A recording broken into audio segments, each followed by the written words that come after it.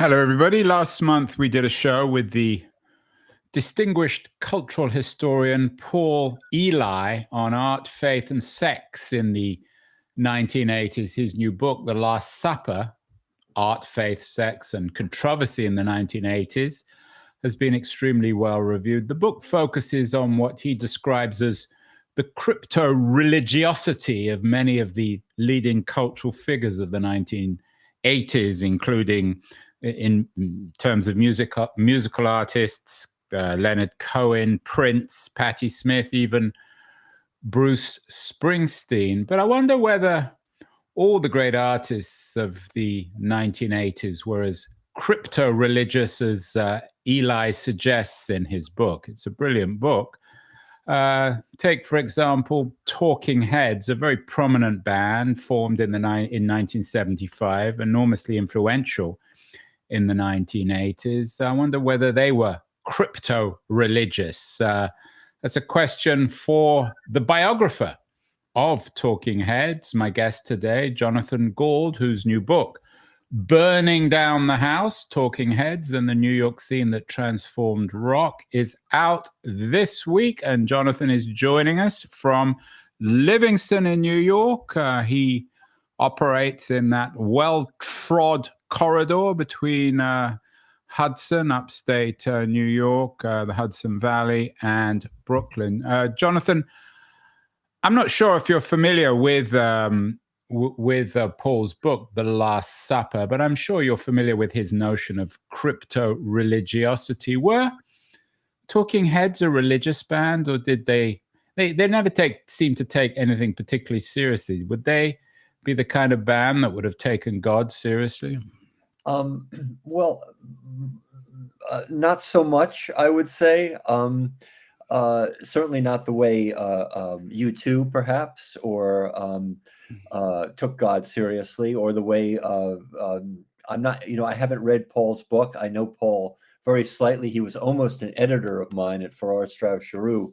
But I've sort of followed his work over the years. But I imagine what he's talking about has to do with a certain strain of sensibility in the 1980s that took off of a kind of probably mainly Christian, although Leonard Cohen is in there, a certain religiosity, let's say. And no, I would say Talking Heads were the most agnostic of bands in many ways. Not atheistic, but agnostic is the way I would describe it anyway. Yeah, that's a nice way of putting it. A good dose of agnosticism. So set the scene for us. And Dylan, of course, is in the book too, The Christian Period, which works very well for Ely. A few years ago, we did a show with the political writer Ron Brownstein, who at the time he has a really good book out. I'm sure you've heard of it. Rock Me the Water, 1974, the year Los Angeles transformed movies, music, television, and politics. He makes the case that all the cultural action, all the good music and movies and everything else, the art, was in Los Angeles. You're not making the alternative argument. I know yours is not necessarily a book about New York. It's a book about Talking Heads. But you are making an argument about the scene, the New York scene in the 70s. Tell me about it, and how did Talking Heads come out of that scene? Well, the main thing I would say about that is this: the late 1970s, particularly from 1975 on, which is when Talking Heads, the members of Talking Heads arrived in New York City, was a very dramatic period in the history of New York. As many people remember or know, the New York in that period was teetering on the brink of bankruptcy. What's the famous newspaper headline, the Ford headline to New York? New York dropped dead. It was a Daily News headline, and it was Ford to City dropped dead. And what it referred to was Gerald Ford, who was preparing to run for president, initially preparing to run for the Republican nomination against Ronald Reagan, who was an arch conservative from California. Haven't heard of him. He's a marginal figure, Jonathan, in American history, right? He comes into this story later. He's in every story in the 80s, of course. Yes, it is. Yes, he is. But Ford was trying to position himself as much of a conservative as possible. and the drop dead referred to any proposition or any possibility that the federal government would bail out New York City with some kind of loan or loan guarantee or something like that.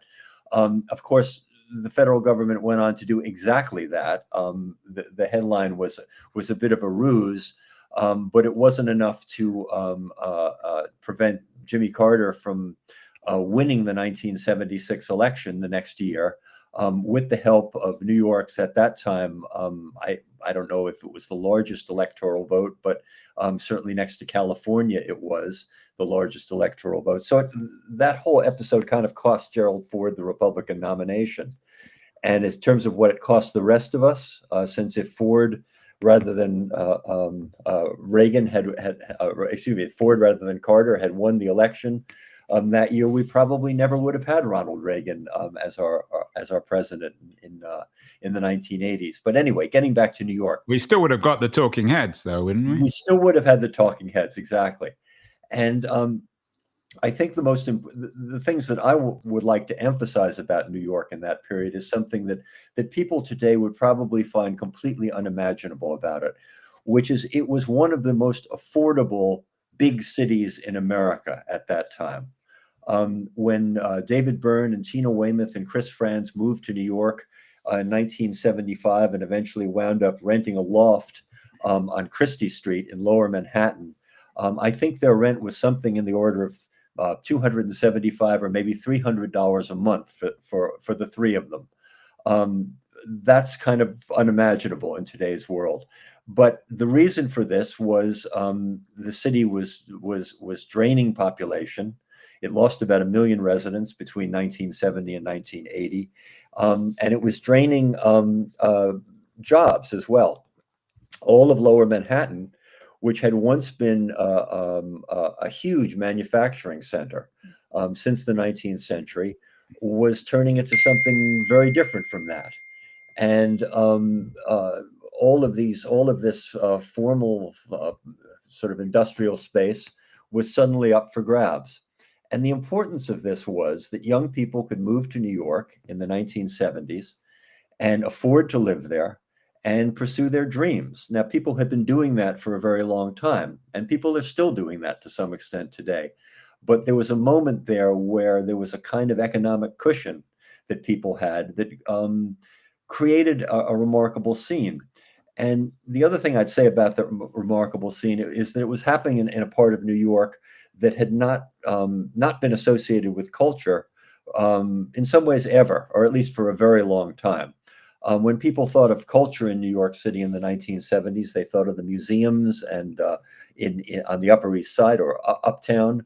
They thought of the literary haunts like the Algonquin Hotel and places like that in Midtown, and they thought of the Village.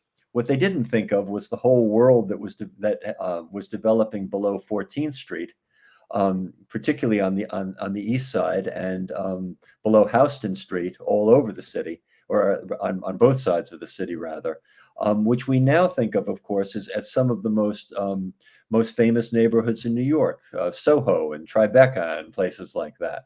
So there was this enormous shift in the social geography of the city, and that in many ways made possible what happened down there, culturally speaking. Jonathan, I mentioned this before we went live. We did a show a few months ago with your friend Seth Rogovoy. I know you're doing a reading with him, very distinguished music writer, journalist. We did a show on the Dylan biopic. He wasn't a big fan, but did that take place in the early 60s?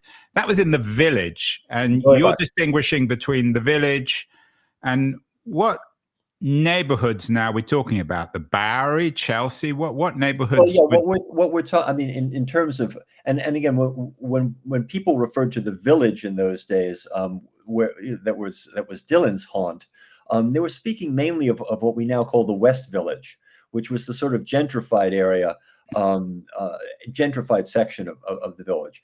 The neighborhoods we're talking about mainly were what became known as Soho, south of Houston Street, Tribeca, which is was an acronym for a triangle of land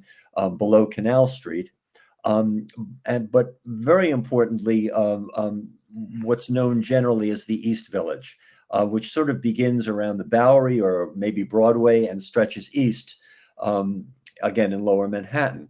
And the East Village in those days that we're talking about in the 1970s it had been many things. It had been a Jewish ghetto during up until about the 1940s or up until World War II.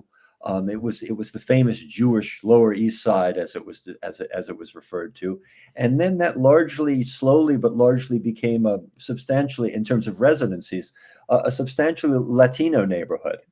And by the time Talking Heads moved to the Bowery, or actually Christie Street, which is one block over from the Bowery, in 1975, there was a park that runs along Christie Street for about 7 blocks, and it's named after. It was created in the 1930s, and it's named after Sarah Roosevelt, who was Franklin Roosevelt's mother, and it had become largely what we would call sort of a drug den. Essentially, it was ruled by Latino street gangs. There was also a after dark. There was a very significant sex trade operation going on there because of the crosstown traffic on Houston and Delancey streets. So it was a very sketchy neighborhood in terms of personal safety, in terms of any kind of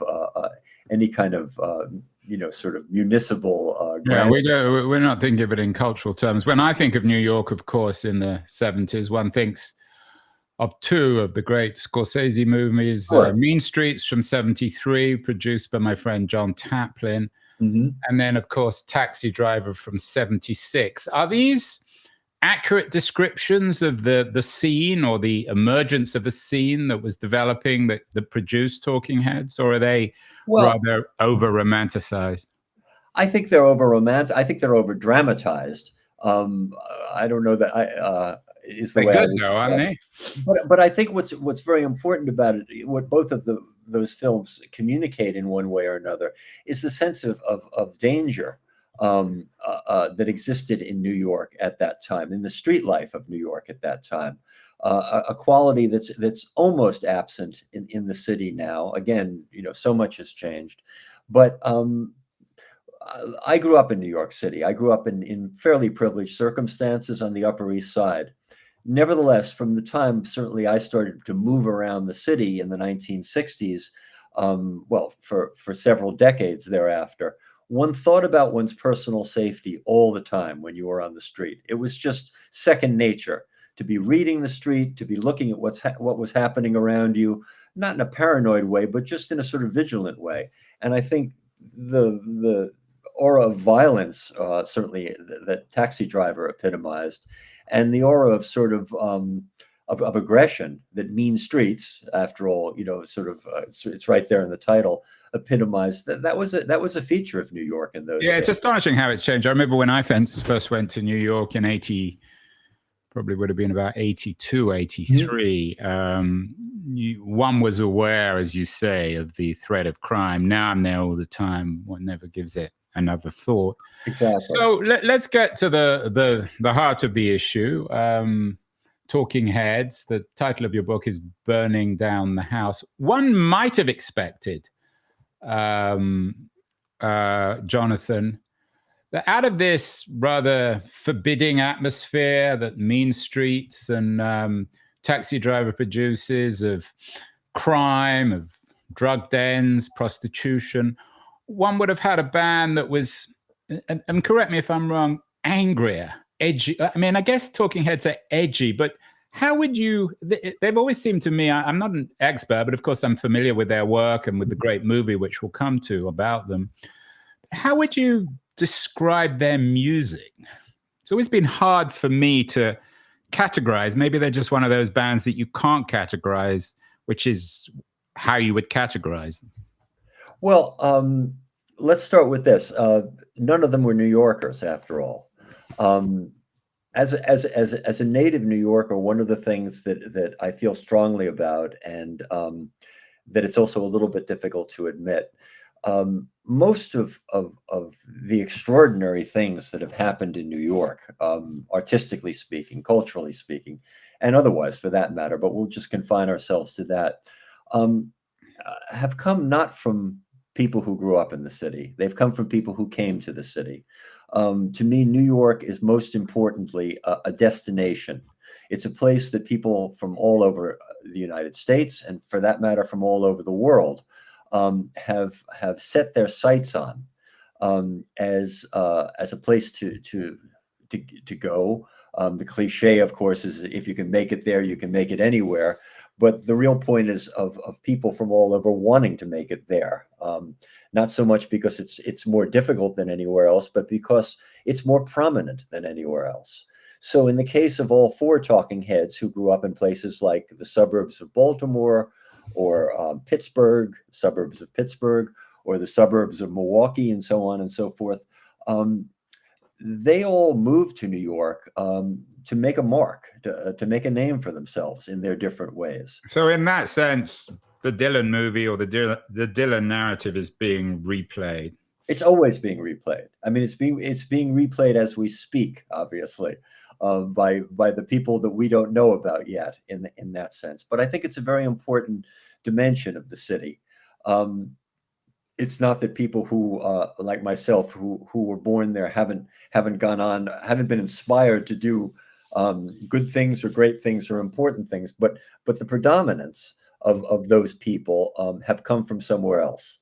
And I think that's an important dimension. So one would not necessarily expect the people in Talking Heads to mirror the sensibility of New York City per se.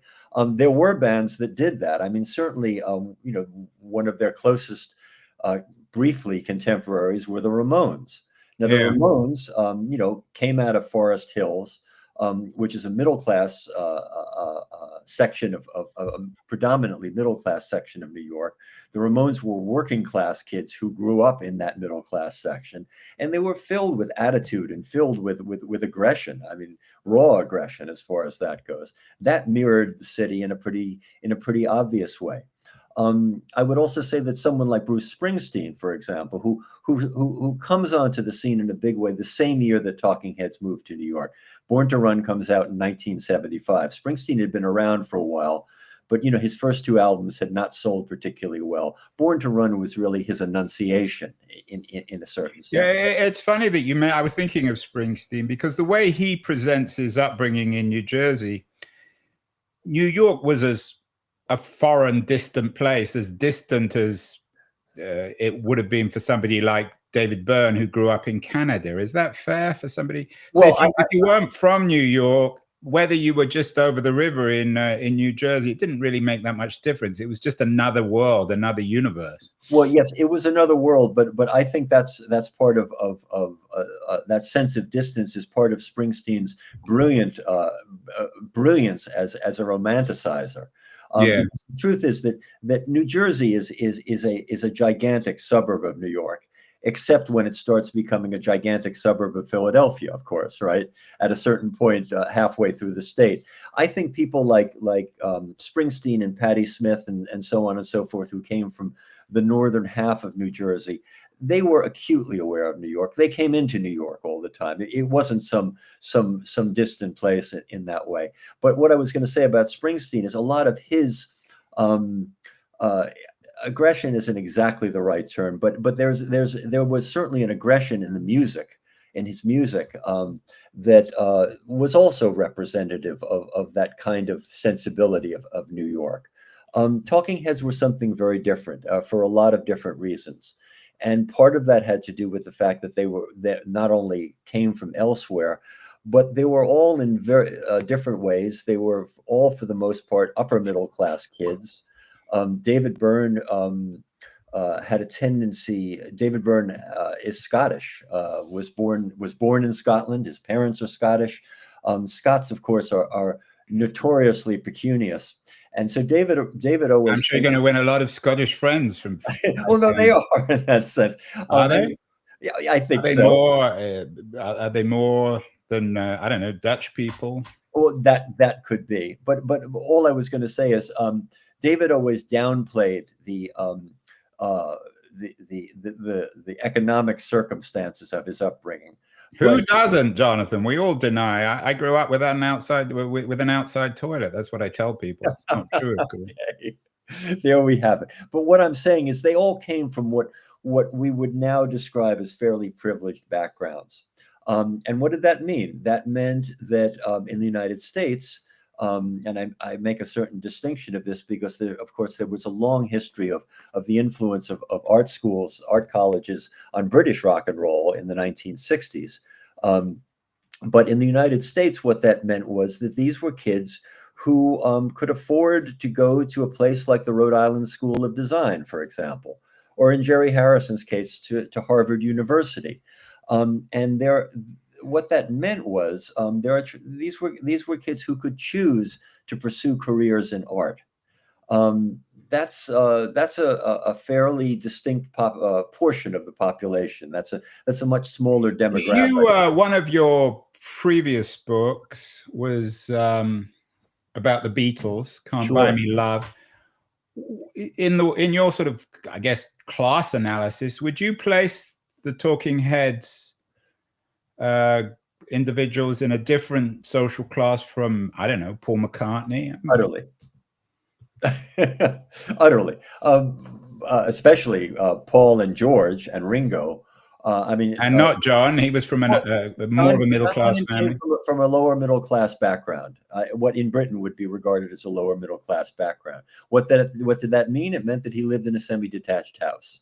He grew up in a semi-detached house, not a council house. So let's get to the musical element here. I mean, I take your point on social class.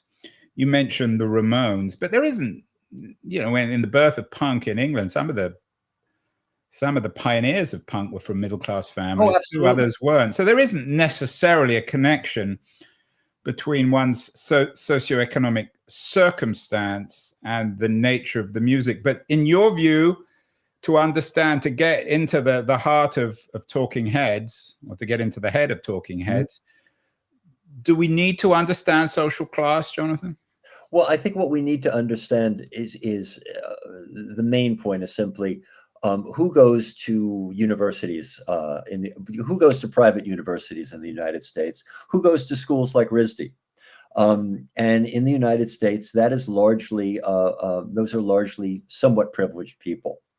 And I think that is important in a certain way, because it has when we're speaking about Talking Heads, one of the things that we're speaking about, and this is by no means a purely socioeconomic phenomenon, but they were kids who grew up with a sense of ambition. Okay. The way I describe it in the book at one point is actually contrasting them with the Beatles.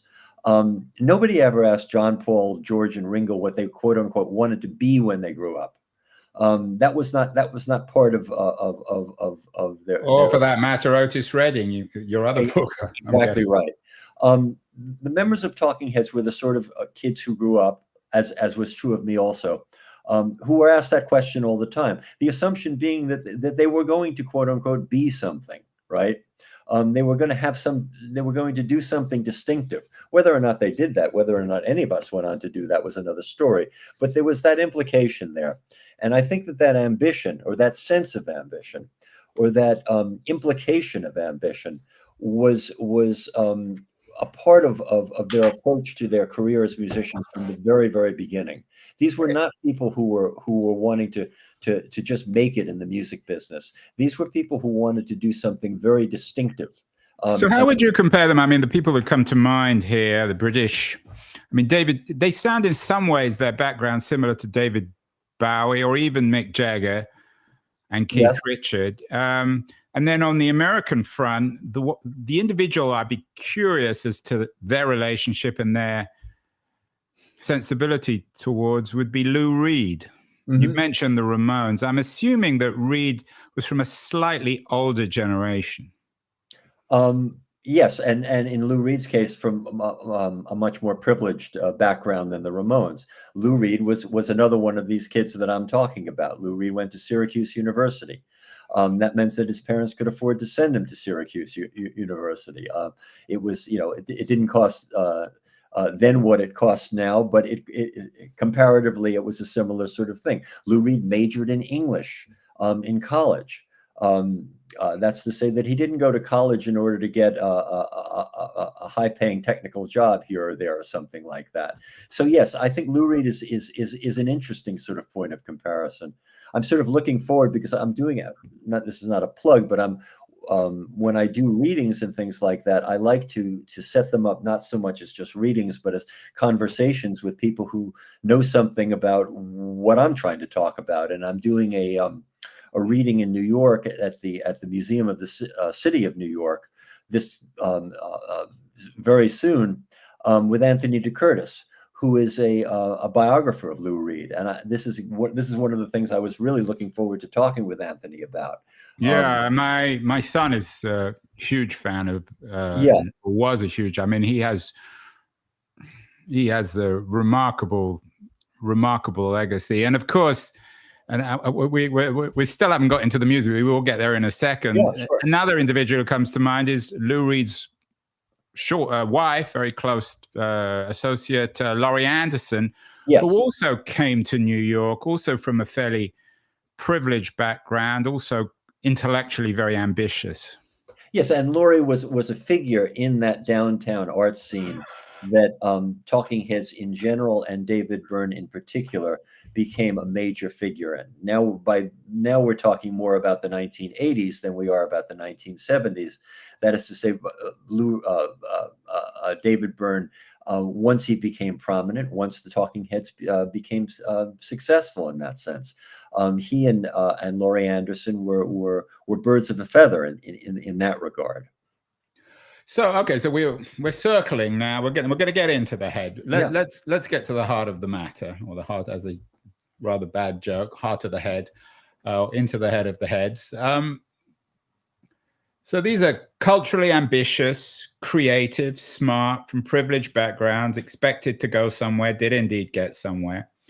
You mentioned the Ramones, talked about Lou Reed, Laurie Anderson, Bruce Springsteen, of course. What kind of music did, and this comes back to my question before, what was their genre? How would you describe them? Well, they started as one thing, and one of the things that I think is so impressive about them is they went on to become many other things. When they started out, they had a very interesting credo that David Byrne put in pretty stark terms. They were much more aware of what they didn't want to be than what they wanted to be, or at least they had a much clearer idea of what they didn't want to be.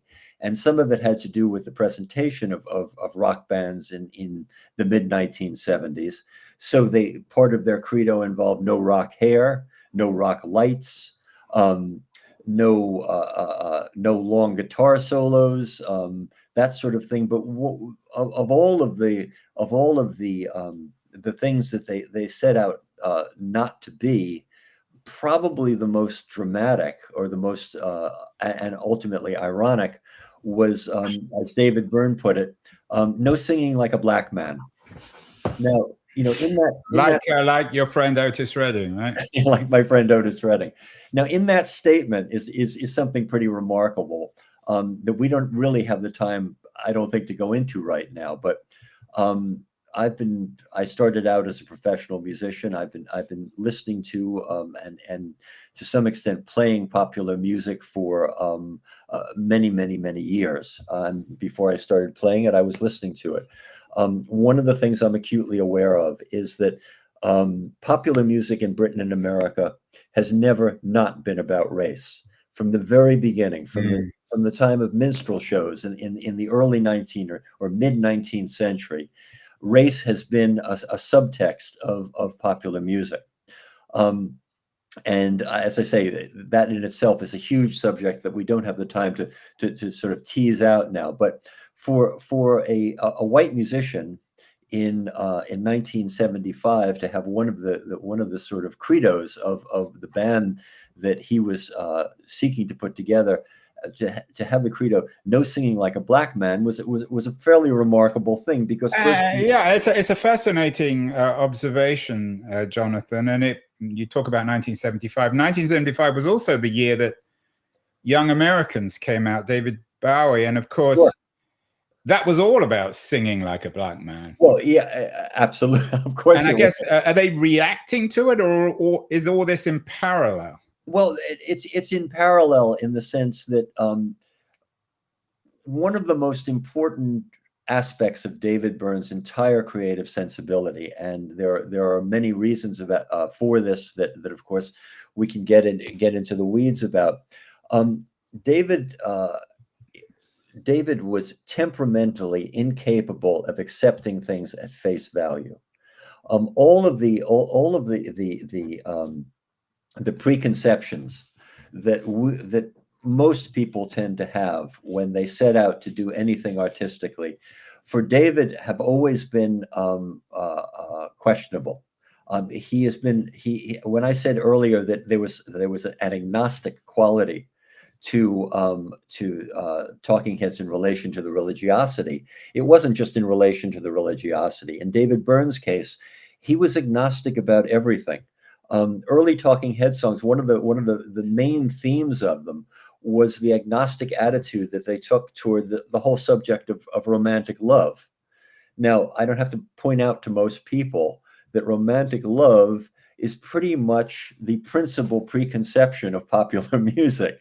Its centrality, so on and so forth. Most popular music for a very, very long time has taken the subject of love, romantic love, in that sense, as an absolute given. David didn't do that. There've been other great artists in the line of things who came not to do that either. I mean, Dylan in the 1960s invented what many of us regard as the sort of a new genre, which was the anti-love song.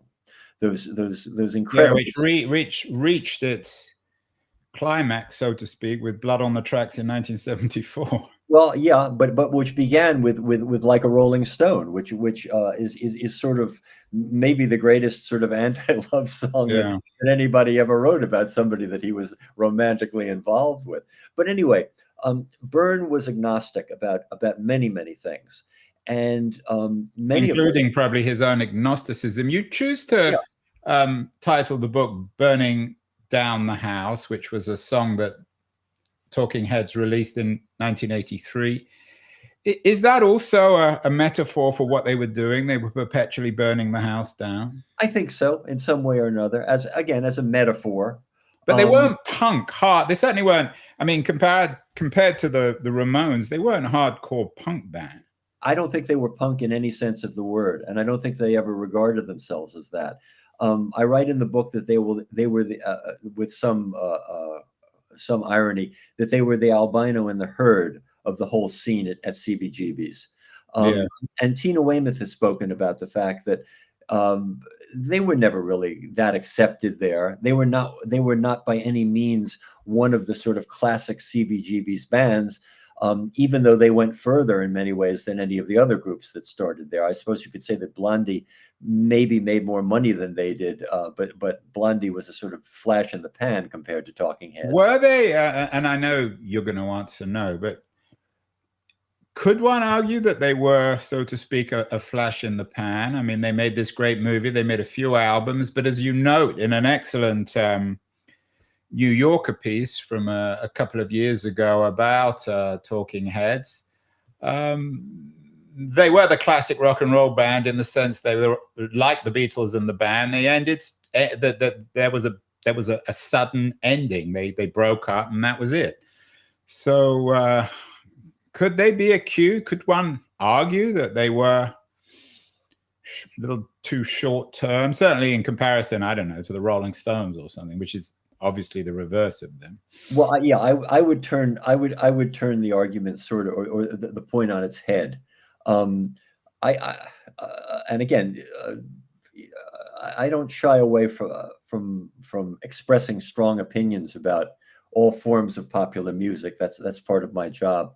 I would say that if the Stones had never made another record after Exile on Main Street, their reputation would have been sealed, and we wouldn't have missed that much in that sense. I couldn't agree more with you on that one. So I think the real point is the remarkable thing in the case of the Beatles, who did this under almost unimaginable forms of pressure, or in the case of Talking Heads, or in the case of the band, was that these bands stayed together as long as they did and were as good as they were while they were together.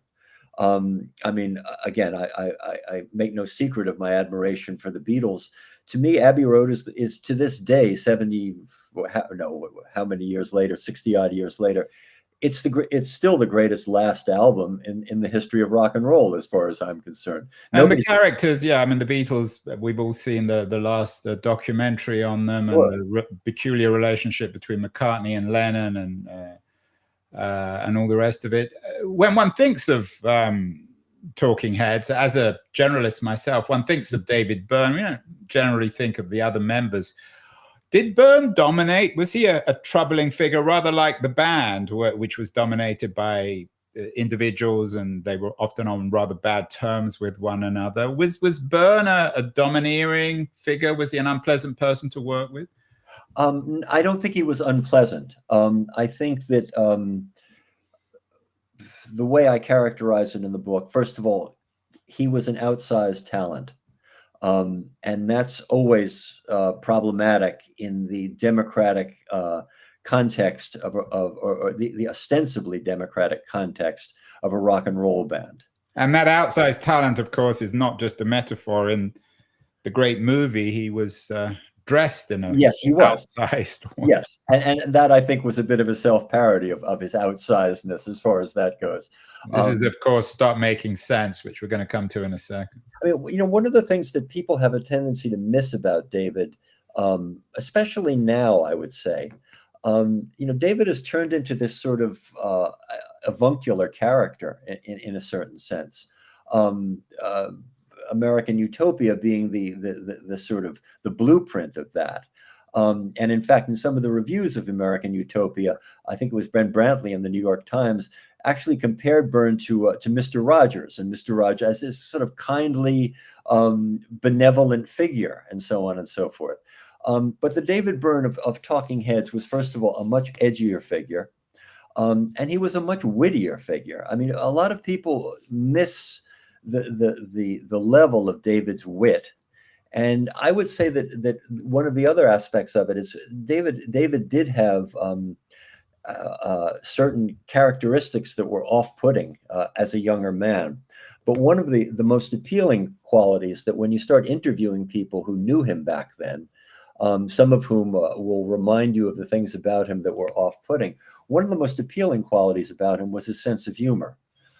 He's always it's a little odd that he's just released a song called Everybody Laughs, but David has always loved to laugh, has always been focused on the humor in things, sometimes the perverse humor in things. Well, there's some Scottishness in that. Did you have access to everyone for the book? Did they? No, I had access to no one. Well, I had access to none of the four principals for the book. Did you ask to have access, or they chose not to talk to you? I did indeed, and I went into this with every assumption that they would want to speak with me, and I'll tell you why.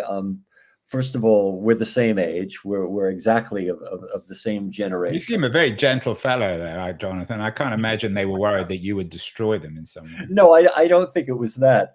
But I think they all had their different reasons, and I think their different reasons are interesting. They say something about them.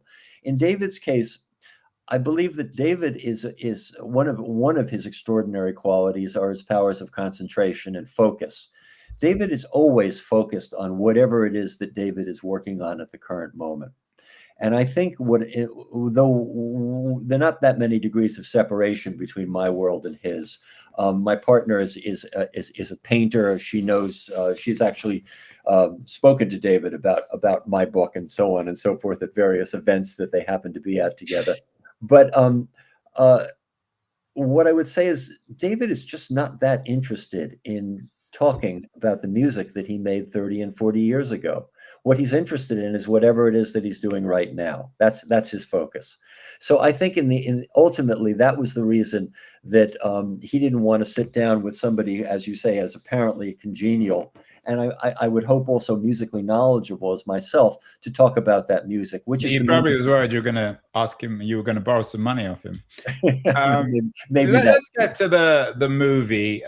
Most people will be most familiar, I think, most generalists will be most familiar with Talking Heads through this remarkable 1984 movie, Stop Making Sense, which is often considered, certainly amongst the best films about popular music, rock and roll music, if that's the right word, ever made. I assume you're a big fan of the film too. Is there something about Talking Heads which is hard to, as we've sort of discovered in this conversation, hard to put your finger on, that somehow comes out in that film, Stop Making Sense? Yeah, I think that the film is a distillation of their entire sensibility. Um, many aspects of it. We haven't used the word minimalist yet, but one of the they came up as in art school during a period when minimalism. And during a period in the world when minimalism in art was so is that also in musical terms? Yes, Steve I Reich? would say that also. There's always been one of the aesthetic qualities that runs through all of their work is a certain sense of less is more, is a certain sense of in fact, when they were working with Brian Eno, which of course was one of their most Another character, obviously, who's part of this scene. Sure, but one of the techniques that Eno introduced them to was not the normal recording technique of overdubbing additional tracks, but of subtracting tracks that had already been played in order to make room for new developments in the music. It's created a lot of tension in the band in certain cases. Individual band members would arrive at the studio to discover that their part had been removed from what they recorded the day before or the week before, or things like that. But getting back to the film, there is a minimalist aesthetic to Stop Making Sense. There's also a palette, a color palette, or lack thereof, to Stop Making Sense. From the very beginning, Talking Heads, basically one of the very few demands that they made regarding their staging was they didn't perform under colored lights. That might not sound like such a big deal, except that almost every rock group you've ever seen in a theatrical setting has been lit with colored lights, with gels. Talking Heads always performed under various versions of white light. And of course, Stop Making Sense, Jonathan Demme, one of the things that the director of that film, one of the things that he was attracted to was the palette of their performance in that way, the neutrality of it.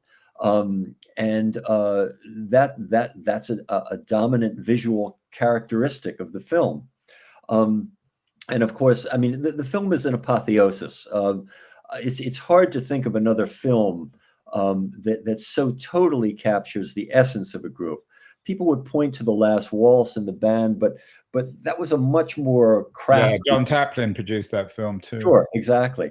And Martin Scorsese directed it, and that was a much more sort of crafted. Yeah, it was a communal film about a community of musicians, which the band was kind of both the center of, but also the periphery. One of the things that has always struck me about the movie Stop Making Sense is its directness, its intimacy. I'm not sure whether, I mean, I assume Demme meant it to be that way, but when you watch it, it's almost as if Byrne is singing directly to whoever happens to be watching. I'm not sure whether Demme brilliantly captured that, or whether that was intentional, or whether it was somehow a reflection of the Talking Heads aesthetic. I think it was a collaboration between Demme. The film was largely a collaboration between Demme and David Byrne.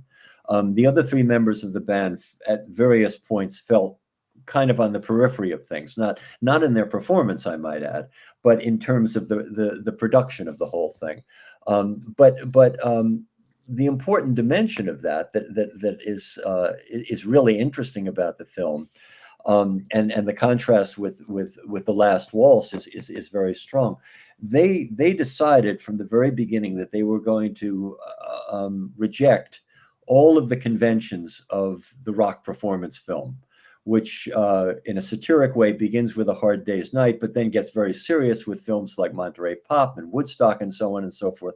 The point being that there are no audience shots until the very, very end of Stop Making Sense. The film is not a film of a concert. It's a film of a performance. The fact that an audience happens to be there, the fact that it happens to be taking place in a theater, you never see the theater. If this was The Last Waltz, you would have seen people arriving at the theater. There would be backstage interviews. There would be interviews with the producers and all of this sort of thing, and with fans. There's none of that. It simply is a document, a visual document of the performance, perfectly crafted.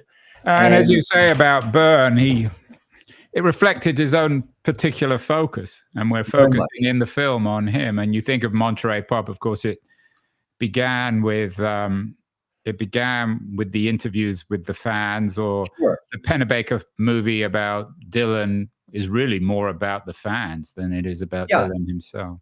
Yeah. So as I say, they rejected all of that. One of the things I love about it, though, about the timing of the film, which they had no way of knowing, which was that during the period that they were making that film or working on the post-production of that film, Rob Reiner was preparing to release This Is Spinal Tap. And of course, This Is Spinal Tap is the film that laid to rest all the conventions of the classic rock documentary. And mocks big bands, mocks it all, mocks the whole form of presentation in that way. You know, the ultimate backstage. There's so much here, Jonathan. We got to end in a few minutes. I know you're busy as well, but talking about the fans, did they have? I mean, they obviously had fans. You're a fan, but did they have a hardcore following? Yes, and it was an especially hardcore following.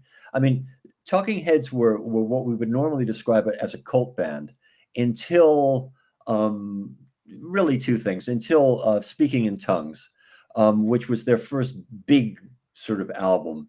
I named the book after Burning Down the House because that was their first top 10 single. And that was the point at which they started to become a really viable commercial act in that sense. And then, of course, Stop Making Sense sort of sealed the deal on all of that. So I would say for the first 5 or 6 years of their existence, they were a very popular cult band, but they were also capable of complaining. As Jerry Harrison once said, I wish we were a little less famous and a little more successful, meaning he wished more people bought their records. But Stop Making Sense was indeed a gold record, and then a platinum record, and so on and so forth. And most of their work after that fell into that category. So yes, they had, or they gained, rather, is a better way to put it, a very large following, and it was an extremely devoted following. Most people regarded them as unlike anything else. For most people, they were sui generis. For most people, they were in a class of their own in that sense. And I think there's some truth to that in that way. Couple more questions, Jonathan. Chuck Klosterman, of course, wrote The 90s, which presents an entirely different decade. You note in your New Yorker piece that the band came to maybe an early end, or maybe not, but an appropriately early end. Did the cultural tide, the zeitgeist, shift against Talking Heads by the 90s? Is that the appropriate bookend for their influence? I think there was some of that, but I think there was also just simply a certain sense of creative exhaustion. And this is the other dimension of this band that we haven't talked about all that much, because it contrasts with the romanticized view of what a rock group is. Many of the English bands, beginning with the Beatles, began as groups of mates. They began as groups of adolescents, and of course in England that term has a particular resonance to it. Wherever anybody winds up, very often males particularly, or women too, they have an equivalent. These adolescent bonding that goes on has a profound effect. Talking Heads weren't that. These were not people who began as close friends, who came up together in a non-musical context or something like that. And there was a woman in it as well, which absolutely, and she was two of the members were romantically linked as far as that went. So that also created a whole other dynamic, I guess is the best way to describe it, in all of that. But so I think that the interpersonal relationships became increasingly strained, particularly as David Byrne's prominence became greater and greater and greater. The other three members began to feel like second, third, and fourth wheels. So is that the equivalent would be, was his name Robbie Robertson and the band? Yes, in a certain way. But you know, the difference there, and it's an important difference, is that Robertson was dependent on three of the greatest singers in rock and roll who happened to be in his group to put that music across. Byrne wasn't dependent in the same way on the other members of Talking Heads to simply make this whole thing happen. And so Robertson's position was sort of similar, but everybody, the face of the band was not Robbie Robertson. The face of the band, after all, was Levon and Rick and Richard. So it was a different kind of dynamic in that sense. But the other part of it with David was his interest just expanded beyond the notion of simply playing in a rock and roll band. I mean, the principal sort of drama around the group after Stop Making Sense was, would they ever tour again? And David kept saying the same thing, which was that as soon as we can do this whole thing in a completely new way, rather than just replicating what we did so well and documented and Stop Making Sense, we'll tour again, but not until then. Well, you know, the economics of playing in a band are a little different from that. And have only become more so as recording as a source of income has sort of faded, and live performance has become the lifeblood of the music business once again. And you can go and see the film anyway, Stop Making Sense, which is anything they can produce. Finally, Jonathan, there's a piece in the New York Post featuring some of your work earlier this month, and it's entitled "Why the Talking Heads Are Still Making More Sense Than Ever 50 Years Later." Why does Talking Heads matter in June 2025? You've just written this biography of the band, Burning Down the House. Why should we care today in June 2025? So 40 years later, 50 years later, we still have this phenomenon of the rock group. That was something that was invented in the early 1960s, but it's still, I won't say certainly doesn't dominate popular music, but it's still an organizational musical principle that's with us. Talking Heads were the paradigm of what we now think of as the alternative rock group.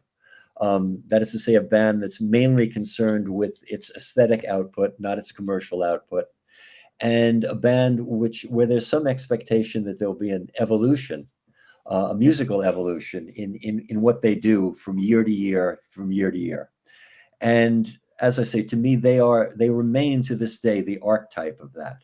There've been plenty of bands since then that in one way or another have been regarded as fulfilling that role. REM was one. Some people will say Nirvana was one. Everybody has their favorite groups, but not on the superstar level, because that's a different sort of thing. But on the fundamental level, they remain the archetype. Now, the one other thing I'll say about them, and I think people who were able to see the film when it was re-released last year may share this impression, because to me it was the most notable thing about the film. And the film, by the way, for our audience, it's important to underline, this has to be seen in a cinema, not at home. Yes, you're not allowed to watch it on your television. But you have to go to a theater. Yes, but the thing about it is, there's nothing anachronistic about it. There's nothing about it that screams 1980, 84. The way the people look, the way the band sounds, the whole level of presentation could be happening now. Oddly enough, the only slightly anachronistic thing is at the beginning of sort of the second set or the second half of it, there are those Ed Ruscha style word paintings where these random words are sort of put up behind the band. That's very 80s. But everything else about them, and I mean this in terms of the way people dress, the way their hair is cut, and the way they're conducting themselves, is utterly modern. And it stays that way. This was a band that was devoted to the notion of modernity in some sense, and it's worn. Although the term, and I never know what this term means, the word postmodern is associated with them. Is that an inaccuracy? Yeah, I would say it is, because postmodernism, I think, creates a false relationship with what came immediately before. I know that term's been used about them. I don't think it resonates very in an interesting way in their case. I don't think it applies. So, Jonathan, should people watch the movie or read your book if they can only do one thing? Read the book or the movie. I would say this: since so many of them may have seen the movie already, I'd suggest they might want to read the book. Yeah, read the book first, then the movie. Burning Down the House, Talking Heads and the New York Scene That Transformed Rock. Fascinating book. Wonderful conversation, Jonathan. And best of luck with the book and with all the stuff you're doing. I know you're talking to Seth Rogovoy in New York, upstate New York in August. People should go to that. Thank you so much. Thank you, Andrew. It's been a pleasure being here.